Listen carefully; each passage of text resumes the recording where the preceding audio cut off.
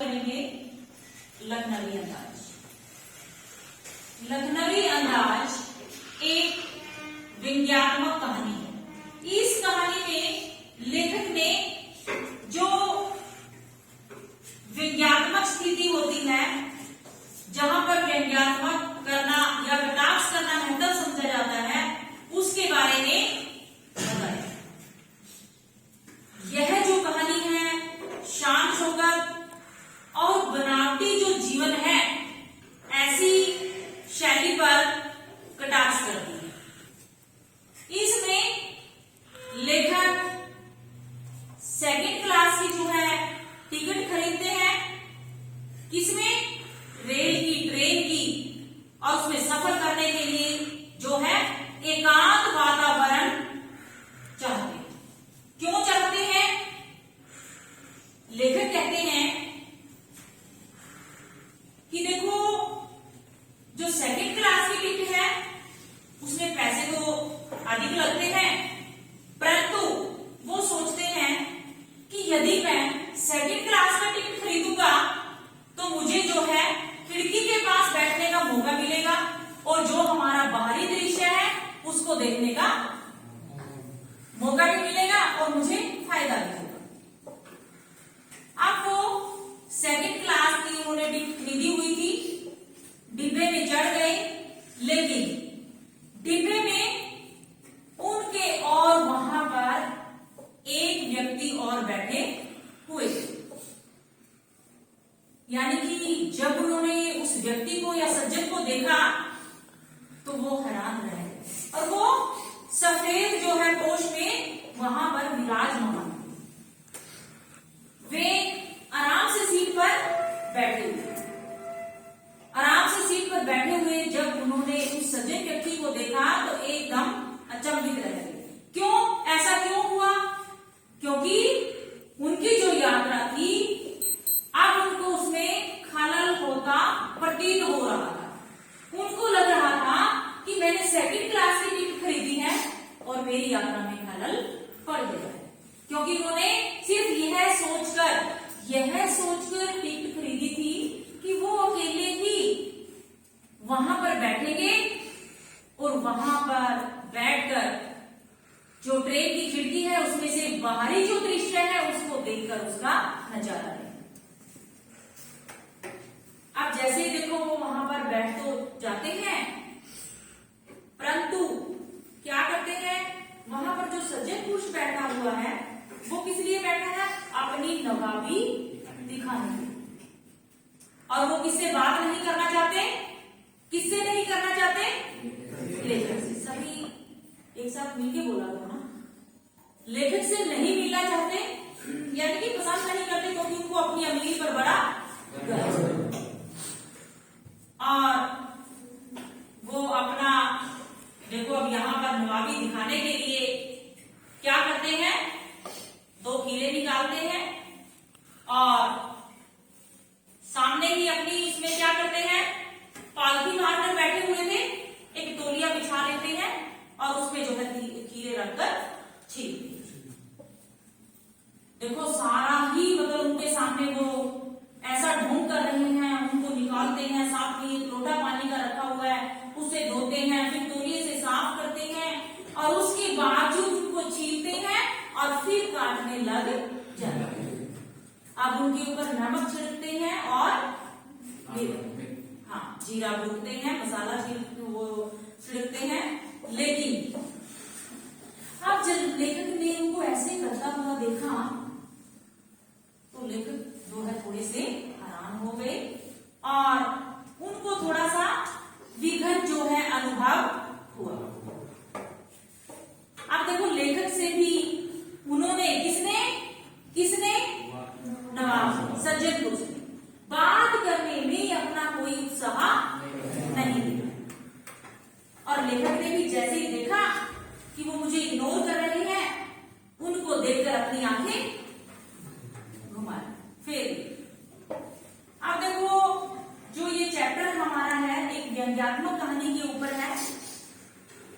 अब करते तो वो उनके साथ एक दूसरे को देखकर बिल्कुल ऐसे कर रहे हैं कि जैसे वो एक दूसरे को उन्होंने कभी देखा ही नहीं और ना अब वो देख रहे हैं।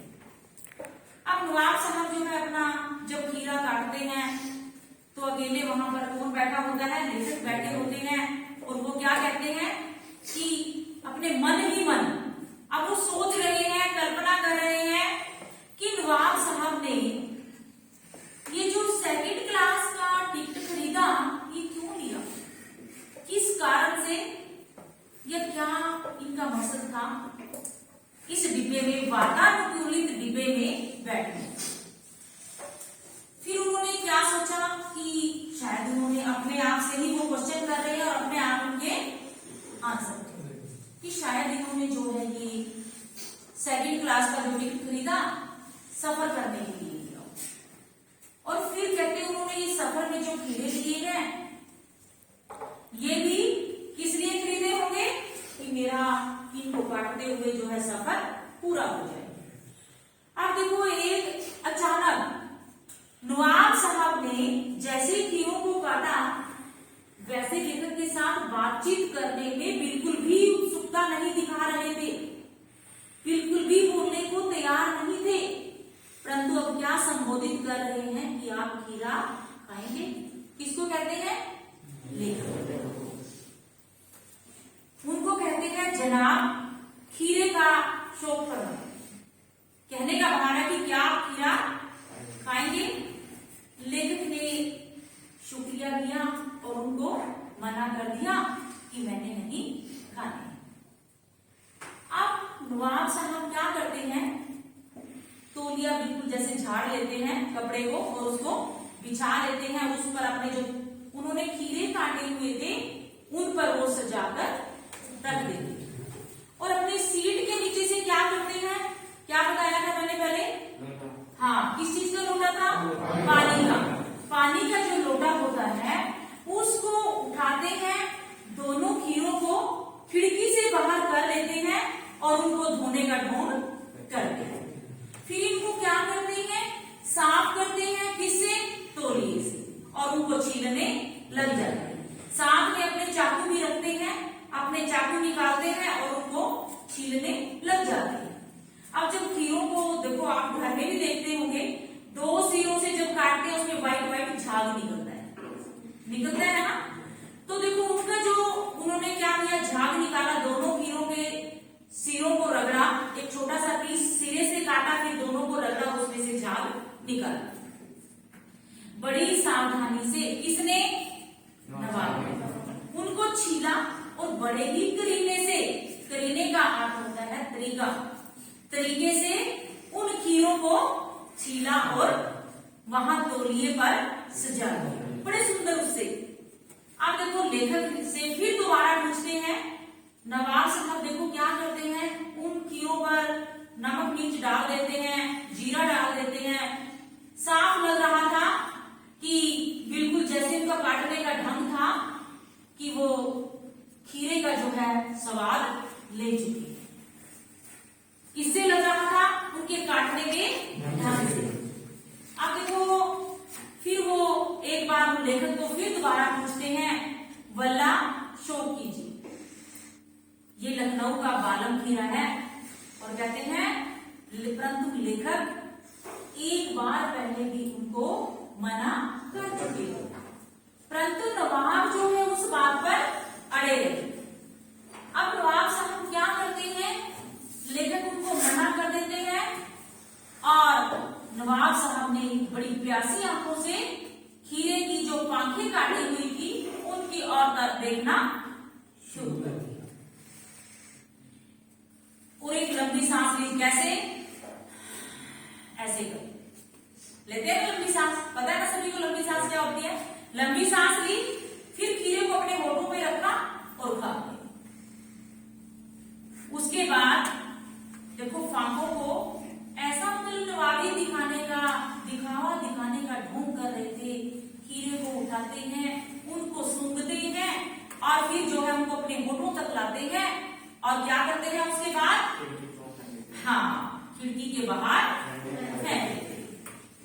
आप देखो और ऐसे मतलब नाटक कर रहे थे जब जैसे हम खाना खाते हैं ना रियलिटी में और स्वाद आता है, हमें आनंद आता है, कहते हैं ना हम बड़ा स्वाद खाना है, खींचकर ऐसे मतलब उसके सामने दिखा रहे थे कि जैसे खीरे का जो है स्वाद इन्होंने सचमुच में चखा। अब उसके बाद खीरा सूंघ कर अपने मुंह तक लाते हैं, सूंघ कर खिड़की से बाहर फेंक देते हैं और इस प्रकार एक एक खीरे को सूंघते हैं और खिड़की से बाहर उसको छोड़ते हैं। अब देखो यहां पर आती है बात कि अपनी नवाबी दिखाना, कि सारे खीरे उन्होंने क्या किया, तौलिए से हाथ और होंठ पोंछे, यानी कि सारे खीरे फेंकने के बाद अब क्या करते हैं, वो तौलिया उनके हाथ में होता है, ऐसे साफ करते हैं और ऐसा मतलब वहां पर दृश्य दिखाई देता है। फिर बड़े गर्व से कहते हैं किसको, लेखक को। सारा काम अब जो है खीरे काट लिए, धो लिए, काट लिए, उनको सजा दिया, उनको जो है मुंह तक लाने का ढोंग कर लिया, उसके बाद उनको खिड़की से बाहर जो है फेंक देते हैं। और अब सारा काम करने के बाद लेखक को क्या कहते हैं कि बड़ी गर्वपूर्वक, अभिमानपूर्वक लेखक की ओर देखते हैं और ऐसे लगता है मानो वो लेखक को कह रहे हैं कि ये किसका काम है, खानदानी रईसों का तरीका है। वो क्या मतलब दर्शा रहे थे कि हमारे खानदान में जो है खीरा ऐसे काटा जाता है और ऐसे खाया जाता है। और लखनऊ किसका शहर कहा गया है, नवाबों का। तो वो अपने आप को बड़ा अमीर समझ रहे थे, अपनी अमीरी बार बार दिखाने का प्रयास कर रहे थे और इसके बाद इसका प्रयोग करके ऐसे लग रहा था उन्होंने खा पी लिया, अब वो आराम करने लग गए थे, यानी कि सीट पर लेट गए थक कर बुरी तरह से। अब लेखक को उनके सम्मान में फिर से सिर झुकाना था। अब लेखक यहाँ पर कहता है, अब लेखक सोचता है, तो पूरी घटना लेखक की आंखों के सामने हुई है खीरे की। अब वो क्या सोचता है लेखक, क्या स्वाद और सुगंध से इस तरह संतुष्ट हुआ जा सकता है? आप लोग सहमत हो इस बात से कि बिना खाए पिए और किसी वस्तु से हम संतुष्ट हो सकते हैं? यस और नो में मुझे आंसर दो। नहीं ना, जब तक हम उस चीज के स्वाद को नहीं चखेंगे हमें कैसे पता चलेगा उस चीज का स्वाद कैसा है। और अब लेखक यही बात सोचते हैं कि यदि खीरे को सिर्फ देखने से, सूंघने से ही भूख की जो है समाप्ति हो जाती है, तो क्या ऐसा हो सकता है? इतने में नवाब साहब ने जोर से ढकार दी, जैसे हम खाना खाने के बाद एक बार हमारा क्या होता है, डाइजेस्ट होता है ना, और ढकार आती है। कहते अब लेखक की ओर देखकर कहते हैं बड़ा लजीज था खीरा, बड़ा स्वाद था। अब देखो लेकिन होता क्या है बेटा, शकील नामुराद मैदे पर बोझ डाल देता है। खीरे को भारी माना गया है, यहाँ पर यह भी कहा गया है, और जो हमारा लीवर है वो आसानी से इसको नहीं पचा सकता। अब यही चीज कही है कि नामुराद मैदे पर बोझ डाल देता है।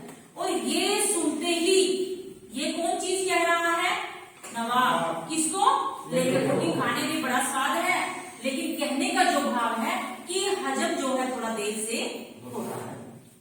यदि कोई तैली है, कोई चिकनी, कोई थोड़ी सी ज्यादा हैवी चीज खाते हैं, वो थोड़ी उसको पचने में थोड़ी देर लगती है। अब देखो जब लेखक ने ऐसा सुना तो उनको लगता है कि ये नवाब साहब ही है, कि ये तो केवल नवाब साहब हैं जो एक नई कहानी को तैयार कर सकते हैं। कहते सुगंध और स्वाद से तो केवल कल्पना ली जाती है और उस कल्पना से पेट भरा जा सकता है। बिना विचार, यदि ना कोई विचार होगा, ना कोई घटना होगी, ना कोई पात्र होगा, तो क्या होगा, उसके बिना कभी भी कहानी नहीं लिखी जा सकती। कहने का क्या भाव है कि कहानी के लिखने के लिए घटना का होना जरूरी है, पात्रों का होना जरूरी है और वो दृश्य भी होने जरूरी है, तब जो है जाकर कहानी लिखी जा सकती है।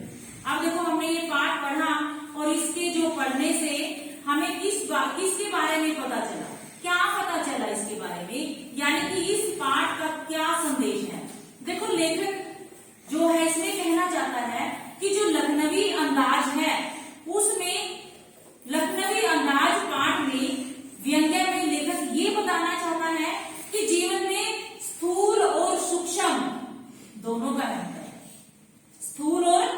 क्षण, यानी कि जो थोड़ा है न टिकने वाला है और जो स्थायी है जो अस्थायी है, दोनों का महत्व है।